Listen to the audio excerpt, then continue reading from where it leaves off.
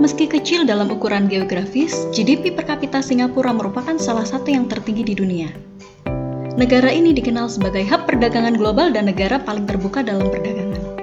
Dalam perdagangan internasional, negara-negara berfokus untuk meminimumkan biaya perdagangan seperti biaya transportasi dan mengurangi tarif dalam mendukung ekspor. Dengan kemajuan teknologi, biaya transportasi dan tarif menjadi semakin murah sehingga penelitian-penelitian mulai beralih pada intangible trade barriers atau hambatan perdagangan tak berwujud. Assalamualaikum warahmatullahi wabarakatuh. Salam sejahtera untuk kita semua. Namo Buddhaya, Om Swastiastu, salam kebajikan. Salam bagi Dewan Penguji yang terhormat yang telah memperkenankan saya untuk mempresentasikan usulan draft proposal disertasi dengan judul Strategi Soft Power Singapura guna mengatasi Intangible Trade Barrier dalam perdagangan internasional. Perkenalkan, nama saya Ignacia Bintang Pilia Dei Susilo. Saya sekarang ini mengajar di Universitas Siliwangi dengan konsentrasi ekonomi internasional. Presentasi ini kita susun menjadi beberapa bagian. Yang pertama background, yang kedua problem statement, kemudian ada teori dan literatur study, kemudian akan disampaikan metode penelitian yang akan digunakan. Untuk background sendiri kita sudah melihat tadi di pembukaan. Dengan kemajuan teknologi, biaya transportasi dan tarif menjadi semakin murah sehingga penelitian-penelitian mulai beralih pada intangible trade barrier. Intangible trade barrier adalah hambatan dalam perdagangan internasional yang tidak terlihat secara langsung tetapi bisa mempengaruhi proses perdagangan antar negara. Nah, hambatan ini bisa berupa faktor-faktor seperti perbedaan budaya, norma, nilai-nilai, serta ketidakpastian dalam transaksi dan perbedaan dalam regulasi atau kebijakan. Beberapa literasi menggunakan ukuran cultural distance dan institutional distance sebagai proxy intangible trade barrier. Nah, kita bisa lihat di sini, Inglehart Welsel ini sudah memetakan beberapa kategori negara-negara. Negara itu tradisional versus sekular atau lebih ke nilai-nilai survival atau self-expression, dan kita lihat Singapura itu ada di tengah. Faktor intangible trade barrier itu seperti perbedaan budaya dapat menghambat komunikasi bisnis. Kemudian munculnya asymmetric information dan ketidakpastian dalam transaksi karena adanya halangan tersebut dapat memperbesar cost. Ya, intangible trade barrier ini bisa mempersulit komunikasi, negosiasi, dan kerjasama antara pelaku bisnis dari negara-negara yang berbeda, serta dapat mempengaruhi persepsi dan keyakinan yang mempengaruhi keputusan perdagangan.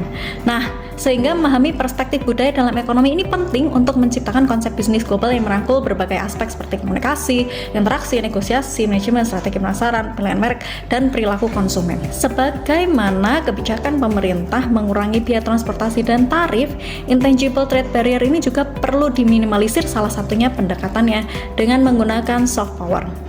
Nah, soft power ini mengacu pada kemampuan suatu negara untuk mempengaruhi negara lain melalui cara-cara non-koersif seperti budaya, diplomasi, dan nilai-nilai.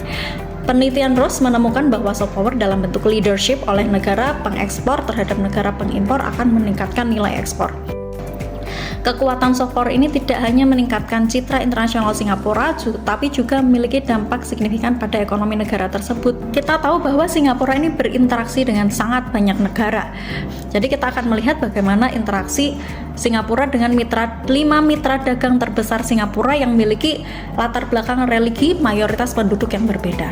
Cina itu 73,56% warga negaranya tidak memiliki agama tertentu. Kemudian Amerika Serikat ini Kristen sebanyak 68%, Malaysia itu Islam sebanyak 63,5%, India itu sebagian besar mayoritasnya Hindu 79,8%, Thailand ini Buddha sekitar 93,46%, dan negara-negara ini merupakan negara destinasi ekspor Singapura yang totalnya bisa mencapai 40% dari total ekspor Singapura.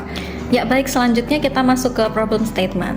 Yang pertama, perbedaan agama ini dapat berdampak pada perbedaan intensitas perdagangan. Kemudian diteliti juga globalisasi dan sekularisasi membentuk nilai-nilai yang lebih pragmatis dan rasional dalam bisnis, sementara kemajuan teknologi dan informasi seperti internet dan fintech membuat transaksi lebih efisien dan mengurangi peran agama.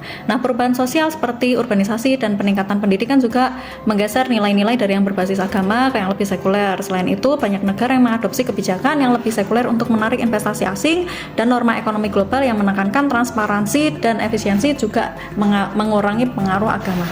Nah, dampaknya ini ekonomi menjadi lebih stabil dan menarik bagi investor asing, namun juga bisa menimbulkan tantangan sosial di negara-negara dengan komunitas religius yang kuat. Seperti itu, sehingga kita merumuskan masalah. Yang pertama, mendeskripsikan strategi Singapura dalam menggunakan soft power untuk menjalin relasi peningkatan kerjasama ekonomi dengan 5 partner dagang terbesar dengan religi yang berbeda ini. Yang kedua, menganalisis strategi soft power Singapura yang digunakan untuk mengatasi intangible trade barrier dalam perdagangan internasional dengan 5 partner dagang dengan religi yang berbeda. Nah, motivasi penelitian ini itu yang pertama, yang dimotivasi bahwa soft power ini mampu mempengaruhi kegiatan ekonomi. Yang kedua, ini kultur religi ini bisa menjadi salah satu barrier dalam kegiatan ekonomi. Dan yang ketiga, pola-pola soft power Singapura menjalin kerjasama perdagangan dengan mengatasi intangible trade barrier ini dapat menjadi acuan untuk Indonesia menjadi negara yang sukses dalam perdagangan internasional. Nah, kontribusi penelitian yang dilakukan memungkinkan pelaku ekonomi untuk menerapkan strategi soft power pengaruh religi terhadap negara-negara lain yang menjadi target mitranya. Kemudian manfaat penelitian ini ada dari segi ekonomi, kemudian dari segi sosial, metodologis, dan segi praktis. Dan ruang lingkup batasan penelitian ini difokuskan pada analisis soft power Singapura dalam mengatasi intangible trade barrier dalam perdagangan internasional dengan 5 mitra dagang utamanya, yaitu Cina, Amerika Serikat, Malaysia, India, dan Thailand. Kemudian periode penelitiannya dari tahun 2000 hingga 2025 atau hingga tahun terkini pada saat disertasi nanti dibuat. Nah, variabel-variabel ini meliputi intangible trade barrier, soft power, GDP, jarak, dan nilai perdagangan bilateral antara Singapura dan negara-negara tersebut.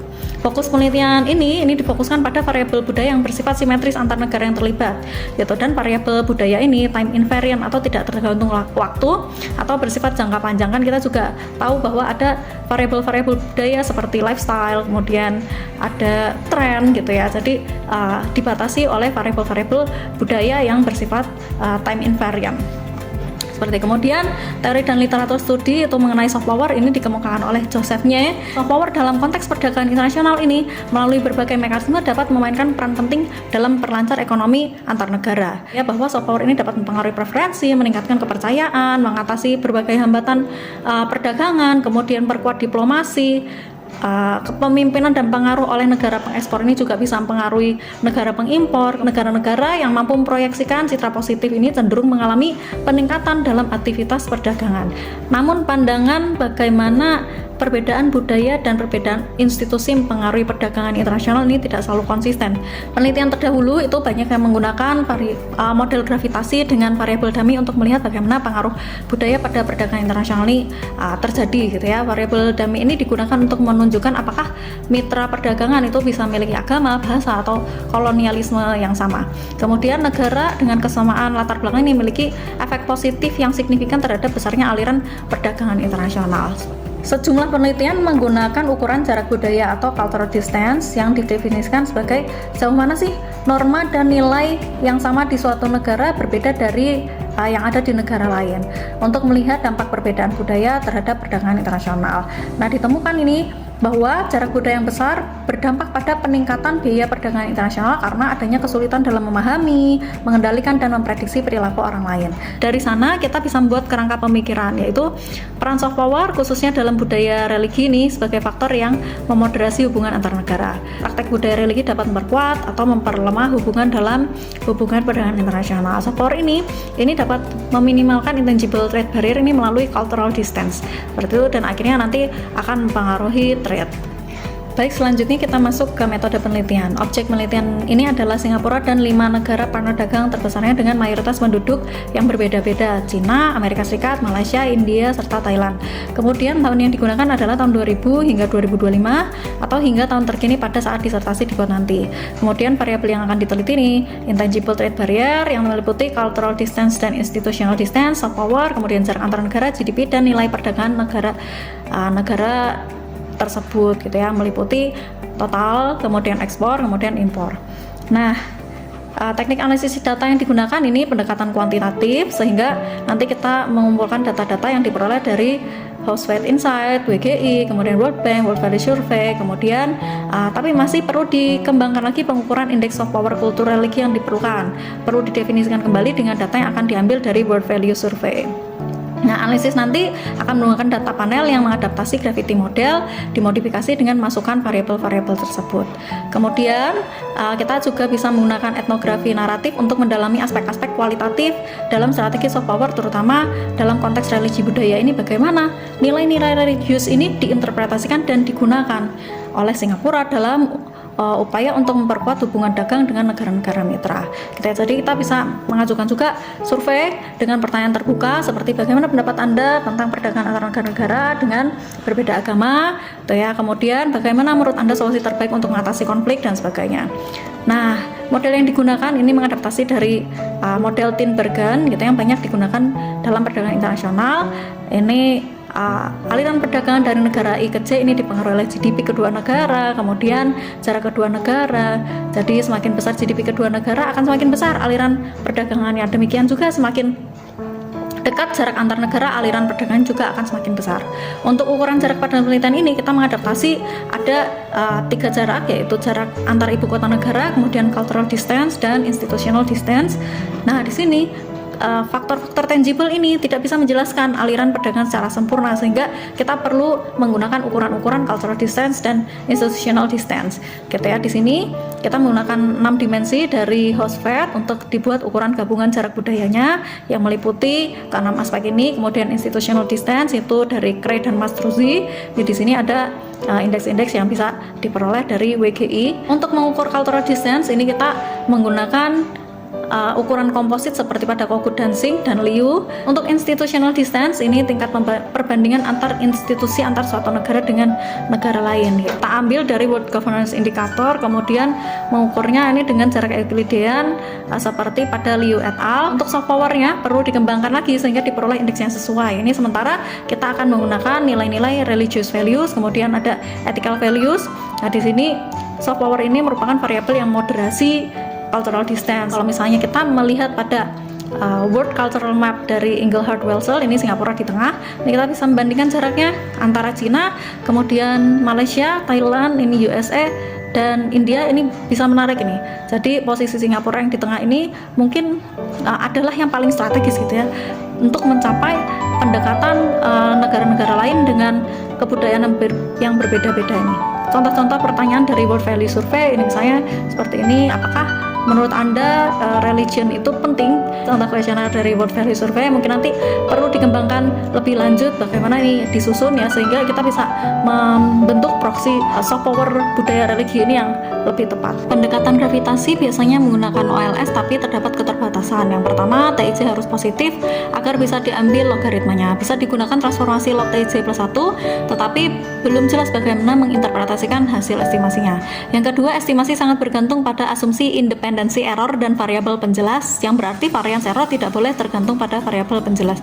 Nah, jika ini tidak ditepati, OLS tidak lagi konsisten. Pendekatan semi parametrik mungkin lebih cocok diterapkan pada kasus ini karena penelitian sebelumnya mengindikasikan budaya dan institusi tidak membentuk pola tertentu terhadap variabel perdagangan.